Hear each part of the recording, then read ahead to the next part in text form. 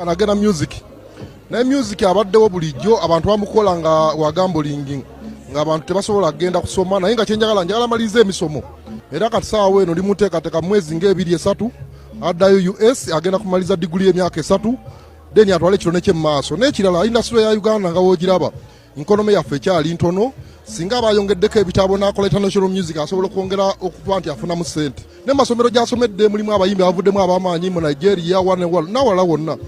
ate kati musubira ddala okubeera ow'amaanyi kubanga nze goolo yange si ya saawa eno ya mu maaso gye bujja njagala azimba ekitone kye kigende nga kikulampolampola. Today we actually had a fight with Omar. I mean,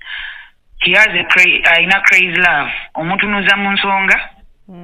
How can we handle this? What? But he's crazy for you. Nange sindowooza sa si ono ayina ezitakola tibitegeera. Nedda. Nange kindeetera okulowooza wekyo. He actually beat me badly because I was trying. Yeah, like we were coming out of the car. I'm telling him because yangambe Grace nda mwana wange. Commanding language ebera normal, like it is okay. Omusajja yena nga akwagala tenga ayagala mubeere mwenna. Era muteeseganya nimwogera okitegeera nagezeza kumuwuliriza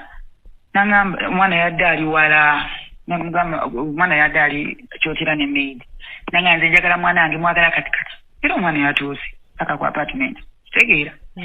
nemugamba kali nangamba kati nanga neyanza maama nange byanjagala sijja kulimba sijagala mbu bitandisa okuntama naye waba omuntu akwagala n'olowooza oba mulalo kitegeera naga njagala mwana waffe abire wanino tubeere naye wanino bikikonze kale ngenda gende wange mpikingeyo gaasi eri waka kuba sinaba kumuvinga inkulita bintu byonna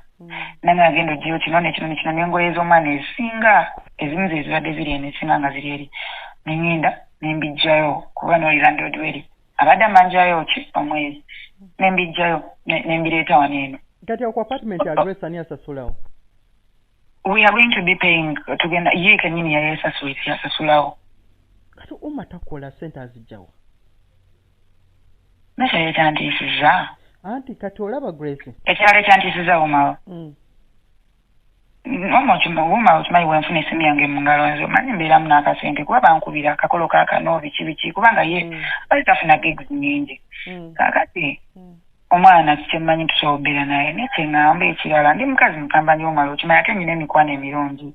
Like this very month badde bagubanja honorable zake nangagusirika beera na musajja wo ngoma you get naga tofaayo apartment baba banjayo nti mmeka nti mitwalo 5 nangamba kanzitereko ki ngereza namba ya landlord injimu kitegere naye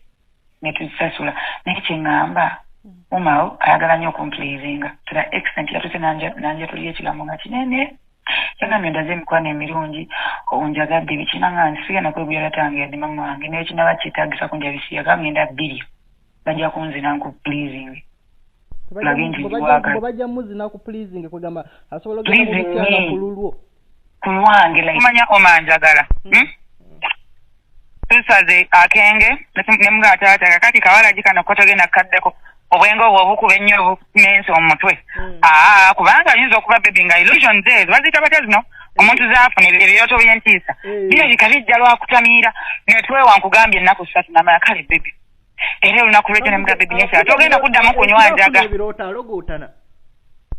agayo amanyo ali weird waliwo omuntu ekintu ekimuliko then wali otunuliddeko omuntu nze abeera yeebase bambi tafuna tulo teyeebaka kati nenteekako ettaala nemutunuulira okitegeera like mukumutunuulira kizemba njagala olulala njagala nkakasize eddala omanyi ekyo kyali kikusazeeko wekimusala weyetakula bwati wekimusale walala kati omwana baagala I don't know kati bwekiba kirumiriza nti olaba omusayi gujja yes gujja mbambiraba bulungi kati kyesitegeera waliwo drama ali emabegaawo naye nga sigambye nti it is the parents but there is something that is wrong with Omar naye opening up nagamba naye wenti wembadde nga mbulamu wange oba nadda ku biragalagala kati nendowooza oba gwabimpeereza kubanga siri naawe nedda nti nga omanyi omuntu abagala naboogeramu sinatuuka nendowooza yetegeeza nga koko kwetambulirako amanyi nti no what is ayagala tutambule akyagala nnyo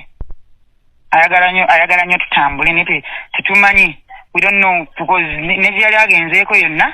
is mama we ne taata we omanyira abazadde batubeerera mu bwawaawo yali agenzeeko tebalina singa kyensobola kumanya naye talina kibiina kye bamugamba kuba yali genda mumulekera oma kati watekwakera ku matanga omwana amututte amutwala ku musiru tasobola ensi yonna ebeera saidi yange mpozi okumutwalamu ate n'ebyo byali mukkakaba maama we simayagala omwana okuggyako nga gulana tumuwaddeyo naye nze oma nkubuulira twogera ffe ku ssimu ekintu kyonna bwe kirituuka ku mwana wange nja kuwoolera eggwanga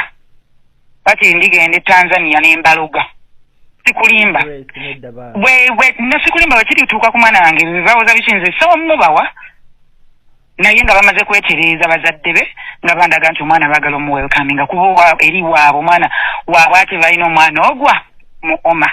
era sigwe agenda okubeera naye mu kitanda nti oba ajja kukunyampira oba okufuluutira leka mutabani wo agende n'omuwala gwayagadde ye Grace Khan mutabani wo yeebase ku bawala bangi yeebase ku bakazi bangi amanye ensonga ye dwaki ayagala okugenda ne Grace Khan era mu abafamile ya Prince Omar njagala mukimanye nti si mmwe mulina akatiba akapima nti ono agenda kubeera successful oba nedda si mmwe bakatonda muyinza okulaba nga Grace Khan gwe muyisaamu amaaso mbu simanyi mubi tasaana mwana wammwe simanyi mwavu munaku nga katonda amubiseeko otusubi President Museveni yakulira mu nnaku nnene nnyo naye kati ye president w'eggwanga njagala ngambe taata Prince Omar okuddako ng'otugamba nti olina obujja eri Grace Khan ne bwe kitabeera ekyo nga gwe omuzadde omwana wo olina kumubresinga ate taata Prince Omar wali badde osooka fumiitiriza wakwata omwana wo n'omutwala e Bungereza asome n'alemererwa n'omutwala e Nairobi asome n'alemererwa okutte ssente zisuka mu miliyoni 3 ozitadde mu mwana wo asobole okufuuka star Mukama Katonda n'amupimira w'alina okubeera kkiriza era gaana nti Mukama Katonda buli kimu yakipima leka mutabani waagende n'omuwala gwayagadde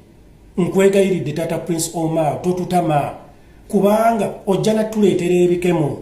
tulowooze nti nno taata gwe wali weegwanyiza Grace Khan omwana wo Prince Omar n'akukuba najjolo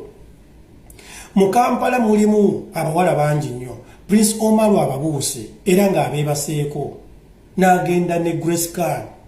mutabani we yali talenti ye eyimuse era n'omuleetera ekikemo nti tokkiriza mwana wa Grace Khan oyo Grace Khan sirevoyo olina kwagala ba Juliana olina kwagala banga barema namakula olina kwagala nga ba Spice Diana naye mu bonna olondamu Grace Khan yes buli muzadde ayagaliza omwana we abeere wakabi nga ba Messi nga ba Ronaldo naye Mukama Katonda yamanyi switch lwaki nkwegayiridde taata Prince Omar nsaba busabe toddamu kweyingiza mu nsonga za mwana wo bw'aba baka ne Grace Khan si gwe omukwatirako amagulu Grace Khan oba si gwe ogamba mutabani wo nti kati yingiza leka mutabani wo amanyi lwaki ayagala Grace Khan ate taata ensi egenda kukukyawa ensi egenda kutegeera nti gwe wali olemedde ku mutabani we yeegaana omwana wa Grace Khan ne yeegaana n'olubuto kati Grace Khan amaze okukuza omwana we mutabani wa mulabye ate kati gwe obyesimbyemu oyagaza ki Grace Khan taata hajikula